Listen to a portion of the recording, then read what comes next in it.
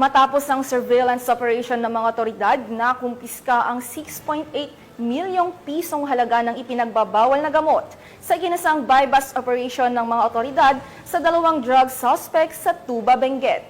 Patrolwoman Lizelle Digman sa report.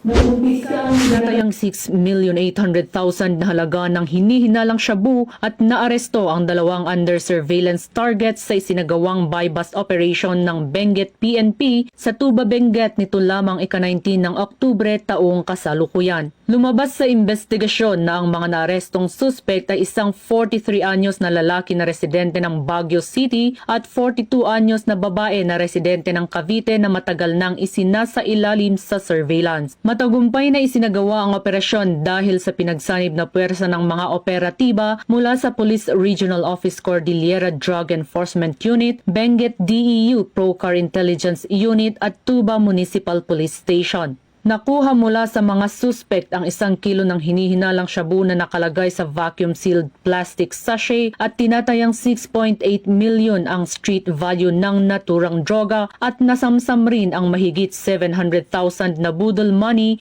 at ang bagong electric SUV ng mga suspect. Patuloy na iniimbestigahan ngayon ang mga suspect at mahaharap sa kasong paglabag sa RA 9165 o Comprehensive Dangerous Drugs Act of 2002. Ang matagumpay na operasyon ay patunay sa dedikasyon at determinasyon ng Benguet PNP na labanan ang mga operasyon ng iligal na droga sa kanilang nasasakupan upang mapanatili ang kaayusan at kapayapaan tungo sa bagong Pilipinas. Mula dito sa rehiyon ng Cordillera, ako ang inyong PNN correspondent, Patrolwoman Digman, alagad ng batas, tagataguyod ng Balitang Pulis.